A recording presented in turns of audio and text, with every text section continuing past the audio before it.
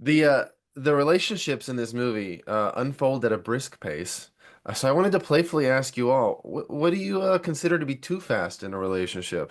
Well, I mean, I got engaged to my husband after 90 days. So I am a big lover of love. So Helen and I have that in common. I think 90 Day Fiance is totally appropriate. Hello, my name is Russ Milheim. I'm from The Direct. Thank you for talking to me today about the movie. Nice to meet you, Russ. Nice to meet you. Nice to meet you guys as well.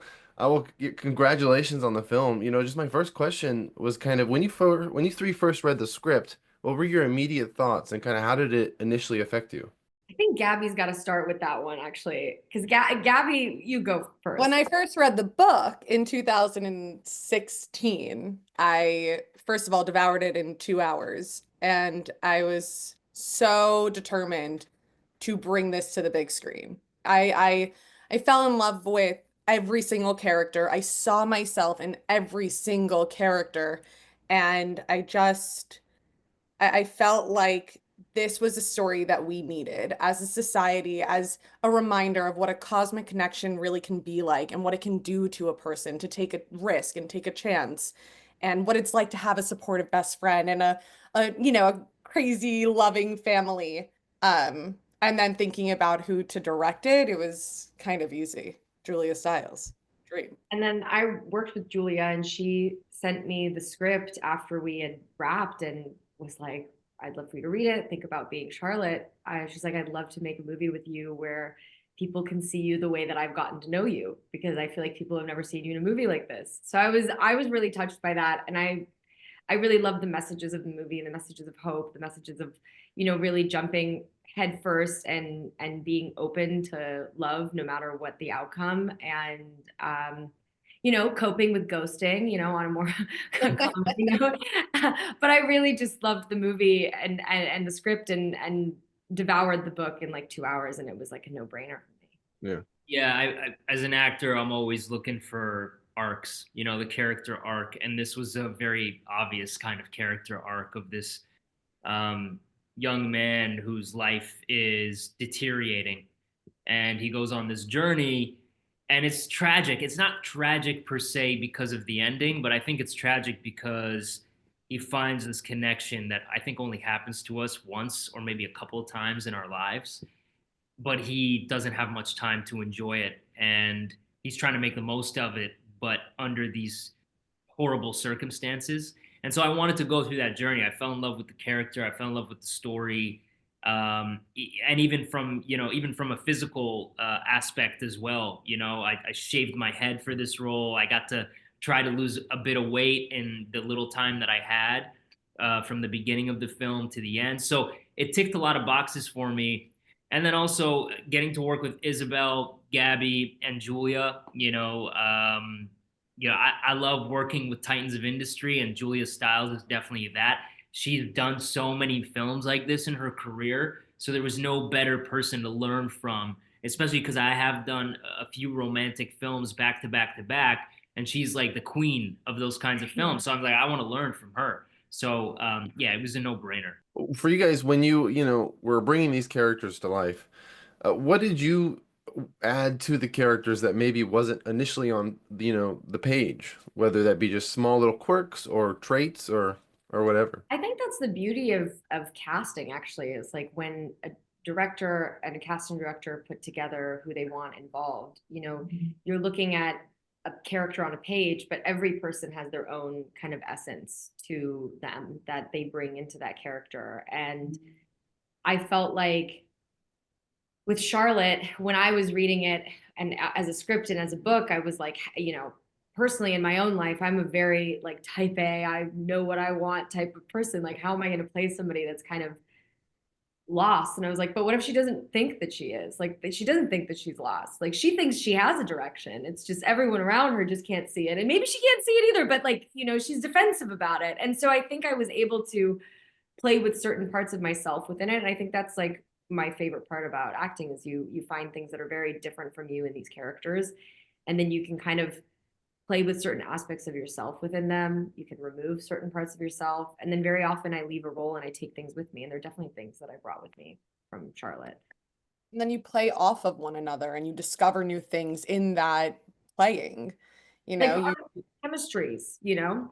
100%. It can totally morph a character and a role into something that you, the director, and everyone else is just, wow, I didn't see that because it's so in the in person and intimate, and you show vulnerability with one another in a different way than you could have planned for.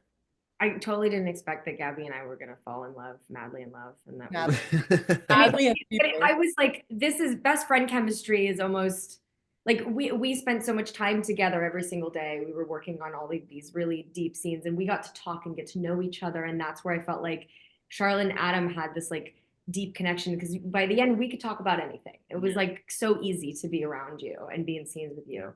And with Gabby, we met and like that best friend chemistry that you can spot if it's not right. And Gabby really fell in love. And like, we seen that we did, I was like, this is so easy. Like I just like throw like, why do I need to say what's on the page? Like we should just be tickling each other. We're having such Literally. The relationships in this movie unfold at a brisk pace. So I wanted to playfully ask you all, what do you consider to be too fast in a relationship? Well, I mean, I got engaged to my husband after 90 days. So I am a big lover of love. So Helen and I have that in common. I think 90 Day Fiance is totally appropriate.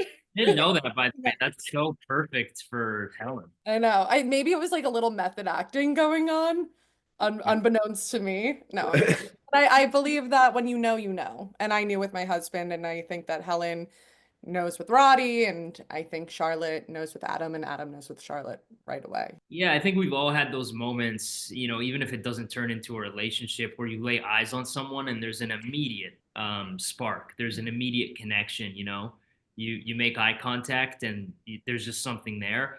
And I think we definitely want people to feel that in this film because it's happened to all of us. It probably happened to me when I was in elementary school. It happened again when I was in high school. It happens. I think it happens often. And those don't always turn into relationships, but that kind of intimate connection or that spark, I think exists for everybody, and we definitely want people to feel that. I love this line that Seth says at the end of the film to Charlotte that's in the book as well, where he says, I think different people connect with different parts of your soul. And I think that's such a beautiful message because I feel like that's very true. I mean, it's very rare to meet one person and have one relationship and be with somebody forever. And to those people, it's like, gosh, you're incredibly lucky. And also like, it's not like it's easy. Every relationship has ups and downs. So it's really like, they find the right person at the right time. But to meet somebody and be with them and have like a soul connection and lose that, you really have to kind of take a step forward. And that's what, you left with the movie at the end is this sort of hope that Charlotte will meet somebody, whether it's Seth or somebody else that will connect with a different part of her soul. Yeah. That this is not just, her life isn't over because this is over. It will continue on, and probably because of this relationship, she will be in a so much better place than she was at the beginning of the film. Now, Isabel, I have a quick kind of unrelated question. You recently starred in Horizon, an American Saga.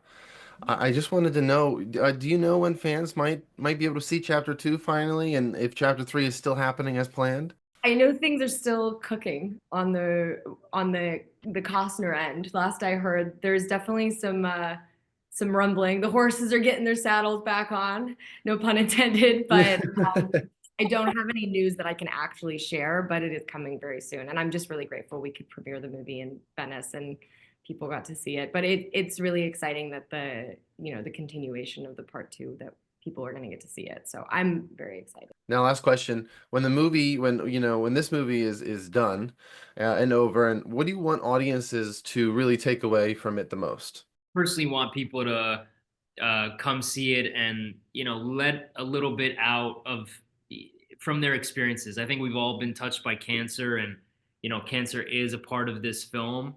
And I think for a lot of people, everybody deals with tragedy and mourning differently. But I think films and art is such a big way that we can all deal with our emotions, with our tragic experiences.